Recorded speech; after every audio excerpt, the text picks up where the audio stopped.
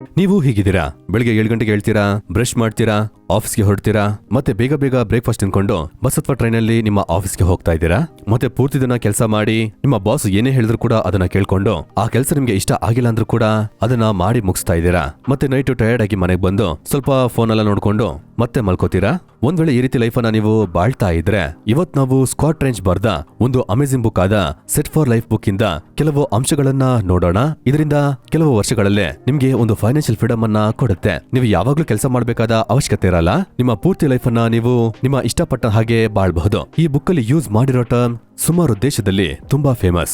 ಇದನ್ನ ಫೈರ್ ಅಂತ ಹೇಳ್ತಾರೆ. ಅದರ ಅರ್ಥ ಫೈನಾನ್ಷಿಯಲ್ ಇಂಡಿಪೆಂಡೆಂಟ್ ರಿಟೈರ್ ಅರ್ಲಿ. ಇವತ್ತು ಯಾರು ಬೇಗ ರಿಟೈರ್ ಆಗಬೇಕು ಅಂತ ಅನ್ಕೋತಾರೋ, ಯಾರು ಬೇಗ ಫೈನಾನ್ಷಿಯಲ್ ಫ್ರೀಡಮ್ ಅನ್ನ ಅಚೀವ್ ಮಾಡಬೇಕು ಅಂತ ಅನ್ಕೋತಾರೋ ಅವರಿಗೋಸ್ಕರನೇ ಈ ಟರ್ಮ್ ಅನ್ನ ಯೂಸ್ ಮಾಡ್ತಾರೆ. ಈ ಪೂರ್ತಿ ಬುಕ್ ಅಲ್ಲಿ ಇದ್ರ ಬಗ್ಗೆನೇ ಸ್ಟೆಪ್ಸ್ ಎಲ್ಲ ಆಥರ್ ಹೇಳಿದ್ದಾರೆ. ಅಂದ್ರೆ ನೀವು ಹೇಗೆ ಫೈನಾನ್ಷಿಯಲ್ ಫ್ರೀಡಮ್ ಅನ್ನ ಬೇಗ ಅಚೀವ್ ಮಾಡೋದು ಅಂತ ಹೇಳಿದ್ದಾರೆ. ಸರಿ, ಬನ್ನಿ ಆ ಸ್ಟೆಪ್ಸ್ ಅನ್ನ ನೋಡೋಣ.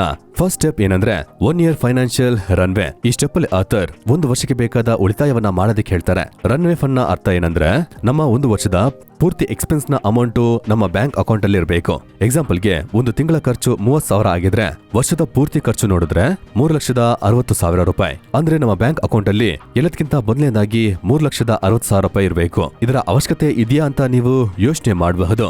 ಇಷ್ಟು ಅಮೌಂಟ್ ಇದ್ರೆ ನಾವು ಶ್ರೀಮಂತರಾಗಕ್ಕಾಗತ್ತಾ? ಅದನ್ನ ಹೇಳ್ತೀನಿ. ಆಥರ್ ಏನಕ್ಕೆ ಈ ರೀತಿ ಮಾಡೋದಕ್ಕೆ ಹೇಳ್ತಾರಂದ್ರೆ, ಇದು ನಮ್ಮ ವೆಲ್ತ್ ಬಿಲ್ಡಿಂಗ್ ನ ಪ್ರೊಸೆಸ್ ಅಲ್ಲಿ ಫಸ್ಟ್ ಸ್ಟೆಪ್. ಈ ರೀತಿ ಮಾಡೋದ್ರಿಂದ ಸಡನ್ ಆಗಿ ನಿಮ್ಗೇನಾದ್ರೂ ಆದ್ರೆ ಆವಾಗ ಈ ರನ್ಅವೇ ಫಂಡ್ ನಿಮ್ಗೆ ಸಹಾಯ ಮಾಡುತ್ತೆ.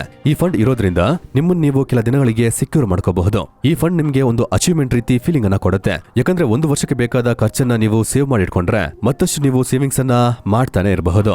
ಆದ್ರೆ ಇಲ್ಲಿ ಆಥರ್ ಏನ್ ಹೇಳ್ತಾರಂದ್ರೆ, ನಿಮ್ಗೆ ಆಕ್ಚುಲ್ ಆಗಿ ಎಷ್ಟು ಫಂಡ್ ಇದೆ ಅಂತ ನಿಮ್ಗೆ ಅರ್ಥ ಆಗಿರ್ಬೇಕು. ಇದಕ್ಕೆ ಆಥರ್ ಒಂದು ಎಕ್ಸಾಂಪಲ್ ಕೊಟ್ಟು ಹೇಳ್ತಾರೆ. ಈಗ ಇಬ್ರು ಇದಾರೆ, ಒಬ್ರು ರಾಮ್, ಒಬ್ರು ಶ್ಯಾಮ್. ರಾಮ್ನ ತಿಂಗಳ ಖರ್ಚು 40,000, ಅವರ ಕಾರ್ನ EMI 10,000, ಅವರ ಮನೆಯ EMI 20,000. ಈಗ ರಾಮ್ನ ಬ್ಯಾಂಕ್ ಅಕೌಂಟ್ ಅಲ್ಲಿ ಇದೆ 2,80,000 ರೂಪಾಯಿ. ಒಂದ್ ವೇಳೆ ರಾಮ್ನ ಕೆಲಸ ಹೋಗ್ಬಿಟ್ರೆ ಇವರ ಮನೆ, ಕಾರ್ನ EMI, ತಿಂಗಳ ಖರ್ಚು ಎಲ್ಲವನ್ನ ಕಂಪೇರ್ ಮಾಡಿದ್ರೆ ಇವರ ಸೇವಿಂಗ್ಸ್ 4 ತಿಂಗಳಲ್ಲಿ ಖಾಲಿ ಆಗ್ಬಿಡುತ್ತೆ. ಇದರಿಂದ ರಾಮಿಗೆ ಸಮಸ್ಯೆ ಉಂಟಾಗುತ್ತೆ.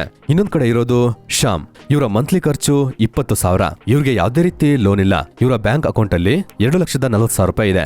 ಈಗ ಶ್ಯಾಮ್ನ ಕೆಲಸ ಹೋದ್ರೂ ಕೂಡ ಶ್ಯಾಮ್ಗೆ ಯಾವ್ದೇ ರೀತಿ ಸಮಸ್ಯೆ ಇಲ್ಲ. ಇವ್ರ ಹತ್ರ 1 ವರ್ಷಕ್ಕೆ ಬೇಕಾದ ರನ್ ಅವೇ ಫಂಡ್ ಇದೆ. ಅದನ್ನ ಯೂಸ್ ಮಾಡ್ಕೊಂಡು ಇವರ ಖರ್ಚನ್ನ ಮ್ಯಾನೇಜ್ ಮಾಡ್ಕೋಬಹುದು. ಮತ್ತೆ 1 ವರ್ಷದಲ್ಲಿ ಒಂದು ಒಳ್ಳೆಯ ಜಾಬ್ ಅಥವಾ ಸ್ವಂತವಾಗಿ ಬಿಸ್ನೆಸ್ ಸ್ಟಾರ್ಟ್ ಮಾಡಿ ಸಂಪಾದನೆ ಮಾಡೋದಕ್ಕೆ ಸ್ಟಾರ್ಟ್ ಮಾಡಬಹುದು. ಯಾಕಂದ್ರೆ ಶ್ಯಾಮ್ನ ಖರ್ಚು ರಾಮ್ಗಿಂತ ತುಂಬಾ ಕಮ್ಮಿ. ಇವ್ರ ಹತ್ರ ಯಾವ್ದೇ ರೀತಿ ಲೋನ್ ಕೂಡ ಇಲ್ಲ.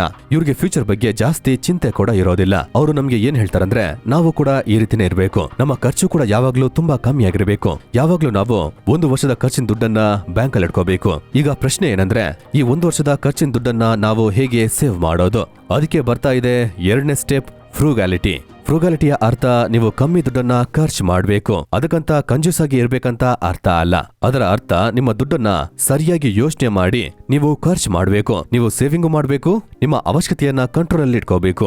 ಸುಮಾರು ಫೈನಾನ್ಷಿಯಲ್ ಎಕ್ಸ್ಪರ್ಟ್ ಎಲ್ಲ ಹೇಳಿದ್ದಾರೆ, ಡೋಂಟ್ ಲಿಮಿಟ್ ಯುವರ್ ಸೆಲ್ಫ್. ನಮ್ಮಲ್ಲಿ ಸುಮಾರು ಜನರಿಗಿರೋ ಮೈಂಡ್ ಸೆಟ್ ಏನಂದ್ರೆ, ಇವತ್ತಿದೀವಿ ನಾಳೆ ಇರ್ತೀವ ಅಂತ ಗೊತ್ತಿಲ್ಲ, ಅದಕ್ಕೋಸ್ಕರ ನಮ್ಮ ಲೈಫ್ ಅನ್ನ ಎಂಜಾಯ್ ಮಾಡಬೇಕು, ಇರೋ ದುಡ್ಡನ್ನ ಖರ್ಚು ಮಾಡಬೇಕು, ಯಾಕಂದ್ರೆ ನಾಳೆ ಏನಾಗತ್ತಂತ ಯಾರಿಗೆ ಗೊತ್ತು.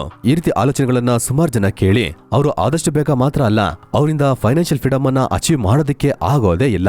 ಆದ್ರಿಂದನೇ ಆತರ ಹೇಳ್ತಾರೆ, ನಮ್ಮ ದುಡ್ಡನ್ನ ಸರಿಯಾಗಿ ಯೋಚನೆ ಮಾಡಿ ಖರ್ಚು ಮಾಡಬೇಕು. ನಮ್ಮಿಂದ ಎಷ್ಟಾಗತ್ತೋ ಅಷ್ಟು ಇನ್ಕಮ್ ಅಪರ್ಚುನಿಟಿಯನ್ನ ನಾವು ಕ್ರಿಯೇಟ್ ಮಾಡ್ಕೋಬೇಕು. ಒಂದ್ ವೇಳೆ ನಿಮ್ಮ ದುಡ್ಡನ್ನ ಸರಿಯಾಗಿ ಯೋಚನೆ ಮಾಡಿ ಖರ್ಚು ಮಾಡಿಲ್ಲ ಅಂದ್ರೆ, ನಿಮ್ಮ ಎಕ್ಸ್ಪೆನ್ಸ್ ಮೇಲೆ ಯಾವುದೇ ರೀತಿ ಕಂಟ್ರೋಲ್ ಇಲ್ಲ ಅಂದ್ರೆ, ನೀವು ಲೈಫ್ ಟೈಮ್ ಫುಲ್ಲು ಕಾಂಪ್ರಮೈಸ್ ಮಾಡ್ಕೊಂಡೇ ಬಾಳ್ಬೇಕಾಗತ್ತೆ. ಎಕ್ಸಾಂಪಲ್ಗೆ ಇವರೇ ರಾಹುಲ್ ಅಂತ ಅನ್ಕೊಳ್ಳಿ. ಇವರು ವರ್ಷಕ್ಕೆ 5 ಲಕ್ಷ ದುಡಿತಾರೆ. ಈಗ ರಾಹುಲ್ಗೆ ಒಂದು ಜಾಬ್ ಆಫರ್ ಸಿಗುತ್ತೆ. ಆ ಹೊಸ ಕಂಪನಿ ರಾಹುಲ್ಗೆ ವರ್ಷಕ್ಕೆ 4 ಲಕ್ಷ ಆಫರ್ ಮಾಡ್ತಾರೆ. ಅದು ಮಾತ್ರ ಅಲ್ಲ, 1 ವರ್ಷದ ನಂತರ ಅವರ ಪ್ಯಾಕೇಜು 10 ಲಕ್ಷ ಆಗತ್ತೆ ಅಂತ ಕೂಡ ಹೇಳ್ತಾರೆ. ರಾಹುಲ್ ಅದನ್ನ ಕೇಳಿ ಇಷ್ಟಪಟ್ಟು ಆ ಜಾಬ್ ಅಲ್ಲಿ ಸೇರ್ಬೇಕು ಅಂತ ಅನ್ಕೋತಾರೆ. ಯಾಕಂದ್ರೆ ಅವ್ರಿಗೆ ಗೊತ್ತು ಈಗಿರೋ ಕರೆಂಟ್ ಜಾಬ್ ಅಲ್ಲಿ ಆ ಪ್ಯಾಕೇಜ್ ಅವರಿಗೆ ಕೊಡಲ್ಲ ಅಂತ.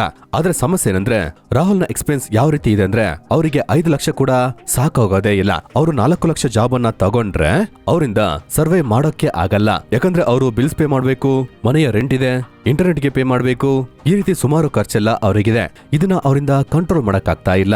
ಇದರಿಂದ ಅವರ ಹೊಸ ಅವಕಾಶವನ್ನ ಅವರು ಕಳ್ಕೋತಾರೆ. ಯಾಕಂದ್ರೆ ಅವರ ಎಕ್ಸ್ಪೆನ್ಸ್ ಮೇಲೆ ಅವರಿಗೆ ಕಂಟ್ರೋಲ್ ಇಲ್ಲದೆ ಇರೋ ಕಾರಣದಿಂದ ಅವರು ಈ ಆಫರ್ ಅನ್ನ ಮಿಸ್ ಮಾಡ್ಬೇಕಾಗತ್ತೆ. ರಾಹುಲ್ ಅವರ ಖರ್ಚಿನ ಮೇಲೆ ಅವರಿಗೆ ಕಂಟ್ರೋಲ್ ಇದ್ದಿದ್ರೆ ಅವರ ವರ್ಷದ ಖರ್ಚನ್ನ 3 ಲಕ್ಷದ ಒಳಗಡೆ ಇಟ್ಕೊಂಡಿರ್ಬೋದಿತ್ತು. ಈ ಹೊಸ ಅವಕಾಶ ಕೂಡ ಅವರಿಗೆ ಸಿಕ್ಕಿರುತ್ತೆ. ಆದ್ರೆ ಅವರು ಈ ರೀತಿ ಮಾಡ್ಲಿಲ್ಲ. ಅದಕ್ಕೆ ಆತರ ಹೇಳ್ತಾರೆ, ನಿಮ್ಮ ಸಂಬಳಕ್ಕಿಂತ ಜಾಸ್ತಿ ಖರ್ಚನ್ನ ನೀವು ಮಾಡ್ಲೇಬಾರ್ದು ಅಂತ. Step number 3, track your expenses. ಈಗಿನವರೆಗೂ ಉಳಿತಾಯ ಮಾಡಬೇಕು, ಬೇಡದೇ ಇರೋದಕ್ಕೆ ಖರ್ಚು ಮಾಡಬಾರ್ದು ಅಂತ ನೋಡಿದ್ವಿ. ಅದನ್ನ ಹೇಗ್ ಮಾಡೋದು? ಅದಕ್ಕೆ ಆತರ ನಮ್ಮನ್ನ ನಮ್ಮ ಎಕ್ಸ್ಪೆನ್ಸ್ ಅನ್ನ ಟ್ರ್ಯಾಕ್ ಮಾಡೋದಕ್ಕೆ ಹೇಳ್ತಾರೆ. ಅವ್ರು ಹೇಳ್ತಾರೆ ಎಕ್ಸ್ಪೆನ್ಸಸ್ ಜನರಲ್ ಆಗಿ 2 ಟೈಪ್ ಆಗಿರುತ್ತೆ. ಒಂದು ಫಿಕ್ಸ್ಡ್ ಮತ್ತೆ ಎರಡನೇದು ವೇರಿಯೇಬಲ್ಸ್. ಫಿಕ್ಸ್ಡ್ ಎಕ್ಸ್ಪೆನ್ಸಸ್ ಹೇಗಿರುತ್ತೆ ಅಂದ್ರೆ ನಿಮ್ಮ ರೆಂಟ್ ರೀತಿ. ಈಗ ನಿಮ್ಮ ಮಂತ್ಲಿ ರೆಂಟ್ 10,000 ಅಂತ ಅನ್ಕೊಳ್ಳೋಣ. ನೀವು ನಾಳೆ ಒಂದು ಬುಕ್ ಅನ್ನ ಓದ್ಬಿಟ್ಟು ಒಂದು ಪರ್ಸನಲ್ ಫೈನಾನ್ಸ್ ನ ಆರ್ಟಿಕಲ್ ಅನ್ನ ಓದಿ ನಿಮ್ಮ ಲ್ಯಾಂಡ್ ಲಾರ್ಡ್ ಹತ್ರ ಹೋಗಿ ನಾನು ಪರ್ಸನಲ್ ಫೈನಾನ್ಸ್ ಅನ್ನ ಓದಿದ್ದೀನಿ, ನೀವು ರೆಂಟ್ ಅನ್ನ ನಮಗೆ ಕಮ್ಮಿ ಮಾಡಿ ಅಂತ ಹೇಳಕ್ ಆಗಲ್ಲ. ಆ ರೀತಿ ಹೇಳಿದ್ರೆ ಮನೆಯನ್ನ ಖಾಲಿ ಮಾಡಿಸ್ತಾರೆ. ಯಾಕಂದ್ರೆ ರೆಂಟ್ ಅನ್ನೋದು ಒಂದು ಫಿಕ್ಸ್ಡ್ ಎಕ್ಸ್ಪೆನ್ಸ್. ಅದೇ ರೀತಿನೇ ನಿಮ್ಮ ಕಾರ್ನ EMI, ನಿಮ್ಮ ಫೋನ್ ಬಿಲ್ಲು, ನಿಮ್ಮ ಇಂಟರ್ನೆಟ್ ಬಿಲ್ ಇದೆಲ್ಲವೂ ಕೂಡ ಫಿಕ್ಸ್ಡ್ ಎಕ್ಸ್ಪೆನ್ಸಸ್. ಇದನ್ನ ನಿಮ್ಮಿಂದ ಏನು ಮಾಡಕ್ಕಾಗಲ್ಲ. ಆದ್ರೆ ಇನ್ನೊಂದು ರೀತಿಯ ಎಕ್ಸ್ಪೆನ್ಸ್ ಏನಂದ್ರೆ ಅದನ್ನ ನಿಮ್ಮಿಂದ ಚೇಂಜ್ ಮಾಡಕ್ಕಾಗತ್ತೆ. ಅದು ವೇರಿಯಬಲ್ ಎಕ್ಸ್ಪೆನ್ಸಸ್. ಎಕ್ಸಾಂಪಲ್ಗೆ ನೀವು ನಿಮ್ಮ ಡೈಲಿ ಲಂಚ್ ಅನ್ನ ಹೊರಗಡೆ ತಿಂತೀರಾ. ಆ ಜಾಗದಲ್ಲಿ ಮನೆಯಿಂದ ನೀವು ಸ್ಯಾಂಡ್ವಿಚ್ ಅನ್ನ ತಗೊಂಡೋಗ್ತೀರಾ. ಇದರಿಂದ ಹೊರಗಿನ ಫುಡ್ ಅನ್ನ ಅವಾಯ್ಡ್ ಮಾಡ್ಕೊಂಡು ನೀವು ಸ್ವಲ್ಪ ದುಡ್ಡನ್ನ ಸೇವ್ ಮಾಡಬಹುದು. ಅದು ಮಾತ್ರ ಅಲ್ಲ, ನೀವು ನಿಮ್ಮ ಮೂವೀಸ್ ಅಲ್ಲಿ, ಎಂಟರ್ಟೈನ್ಮೆಂಟ್ ಅಲ್ಲಿ ಇದರಲ್ಲೆಲ್ಲ ಖರ್ಚು ಮಾಡ್ತಿರಲ್ಲ, ಅದನ್ನ ನೀವು ಕಂಟ್ರೋಲ್ ಮಾಡಬಹುದು. ಅದೆಲ್ಲವೂ ಕೂಡ ನಿಮ್ಮ ಕೈಯಲ್ಲಿರುತ್ತೆ.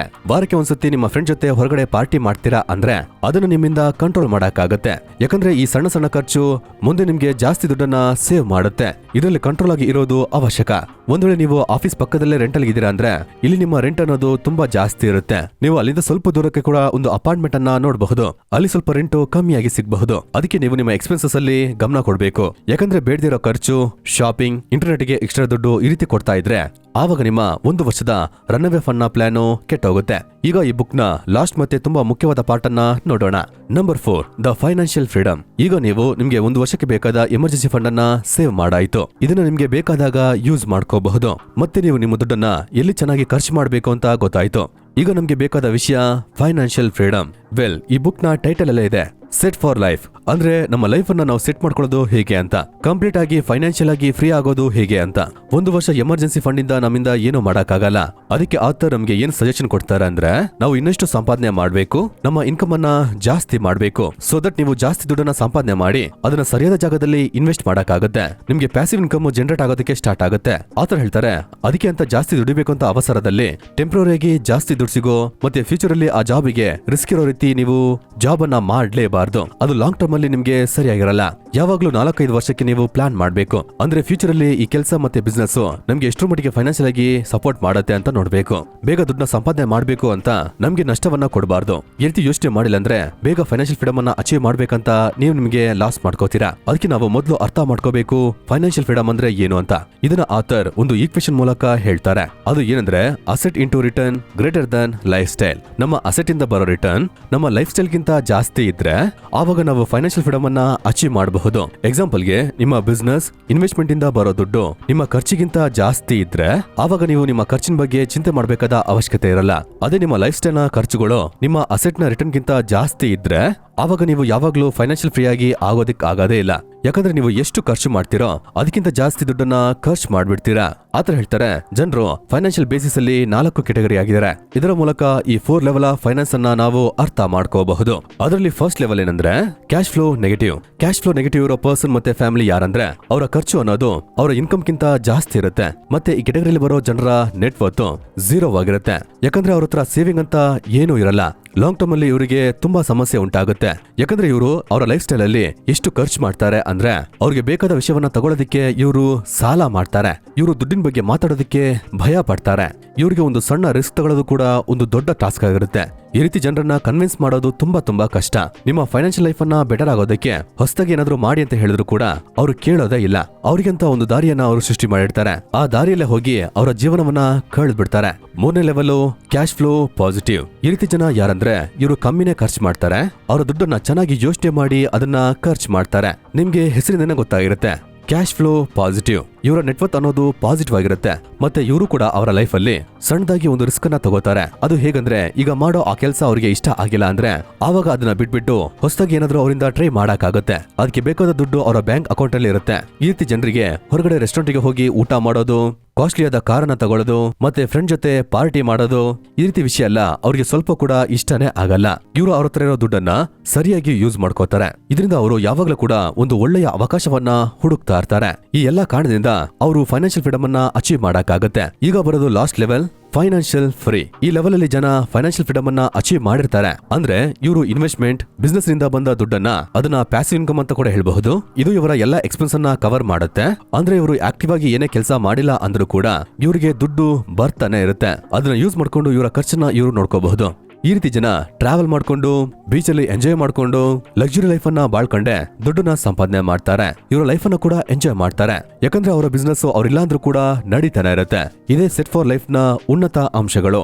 ಇದರಲ್ಲಿ ಆಥರ್ ಏನ್ ಹೇಳ್ತಾರೆ ಅಂದ್ರೆ, ನಾವು ಯಾವಾಗ್ಲೂ ಹೊಸ ಅವಕಾಶವನ್ನ ಹುಡುಕ್ತಾನೆ ಇರಬೇಕು. ನಮ್ಮ ಲಿಮಿಟ್ಸ್ ಇಂದ ಹೊರಗಡೆ ಬಂದು ಕೆಲವು ವಿಷಯಗಳನ್ನ ನಾವು ಕಲ್ತ್ಕೋಬೇಕು. ನಮಗೋಸ್ಕರ ಹೊಸ ಹೊಸ ಇನ್ಕಮ್ ಸೋರ್ಸ್ ಅನ್ನ ನಾವು ಕ್ರಿಯೇಟ್ ಮಾಡ್ಕೋಬೇಕು. ಇದರಿಂದ ಬೇಗ ಫೈನಾನ್ಷಿಯಲ್ ಫ್ರೀಡಮ್ ಅನ್ನ ಅಚೀವ್ ಮಾಡ್ಕೊಂಡು ನಮ್ಮ ಲೈಫ್ ಅನ್ನ ನಾವು ಎಂಜಾಯ್ ಮಾಡಬಹುದು. ಈ ವಿಡಿಯೋ ನಿಮ್ಗೆ ಇಷ್ಟ ಆಗಿರುತ್ತೆ ಅಂತ ಅನ್ಕೋತೀನಿ. ಇಷ್ಟ ಆಗಿದ್ರೆ ಮರಿದೆ ವಿಡಿಯೋಗೆ ಲೈಕ್ ಮಾಡ್ಕೊಂಡು ಈ ರೀತಿ ಅಮೇಜಿಂಗ್ ವಿಡಿಯೋವನ್ನ ನೋಡೋದಕ್ಕೆ ಮರಿದೆ ಸಬ್ಸ್ಕ್ರೈಬ್ ಮಾಡ್ಕೊಳ್ಳಿ. ಇನ್ನೊಂದು ವಿಡಿಯೋದಲ್ಲಿ ಭೇಟಿ ಆಗ್ತೀನಿ. ಬಾಯ್.